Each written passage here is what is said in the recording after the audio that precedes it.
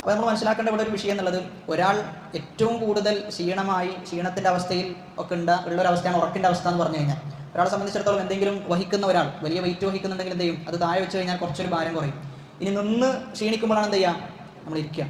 ആ ഇരുത്തം തന്നെ കുറേ നേരം ഇരുന്നാലും നമ്മുടെ ശരീരം മൊത്തം എന്ത് ചെയ്യും, ക്ഷീണമാവും. അത് മൊത്തം ക്ഷീണമായി കഴിഞ്ഞാൽ എന്താണ് എന്ത് ചെയ്യുക, ഒരാൾ കിടന്നുറങ്ങുന്ന അവസ്ഥ ഉണ്ടാവുക. അപ്പോൾ ആ ക്ഷീണത്തിൻ്റെ അവസ്ഥയിൽ എന്ത് ചെയ്യാണ്, കുറച്ചൊക്കെ കഴിയുമ്പോൾ അവരെന്ത് ചെയ്യും, അള്ളാഹുവിന് വേണ്ടി എഴുന്നേൽക്കും. അതാണ് ചില ആയത്തുകളിലൊക്കെ പറയുന്നത്, ഖലീലൻ മിനൽ ലൈലി, അവർ രാത്രിയിൽ എന്ത് ചെയ്യാറുണ്ട്, കുറച്ചേ ഉറങ്ങാറുള്ളൂ എന്നാണ്. രാത്രിയുടെ ചെറിയ ഭാഗം മാത്രമേ അവർ ഉറങ്ങാറുള്ളൂ.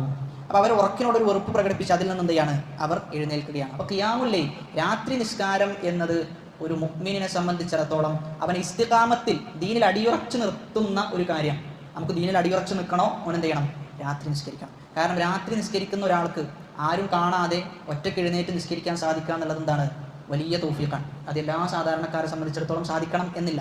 അത് അള്ളാഹു തിരഞ്ഞെടുത്ത അള്ളാഹുവിൻ്റെ ഏറ്റവും അടുത്ത അടിമകൾക്ക് അത് സാധിക്കുകയുള്ളൂ. ചില പണ്ഡിതന്മാരോടൊക്കെ രാത്രി എഴുന്നേൽക്കാൻ സാധിക്കാത്തതിൻ്റെ കാരണം, എനിക്ക് രാത്രി എഴുന്നേൽക്കാൻ സാധിക്കുന്നില്ല, അലാറം നോക്കുന്നുണ്ട്, അതിനുവേണ്ടി എല്ലാ കാര്യങ്ങളും സൗകര്യങ്ങളൊക്കെ ചെയ്യുന്നുണ്ട്, പക്ഷെ എന്ത് ചെയ്യാൻ പറ്റുന്നില്ല, രാത്രി എഴുന്നേൽക്കാൻ പറ്റുന്നില്ല. ആ സമയത്ത് പണ്ഡിതന്മാർ പറയുന്നത് കയ്യത്തക്ക ദുനൂബ്, നിന്റെ തെറ്റുകളാണ് എന്ത് ചെയ്തത്, നിന്നെ കെട്ടിയിട്ടതെന്ന്. ആ ഉറക്കിൽ നിന്ന് എഴുന്നേൽക്കുന്നതിനെ തൊട്ട് നിന്നെ കെട്ടിയിട്ടത് നിന്റെ തിന്മകളാണ്.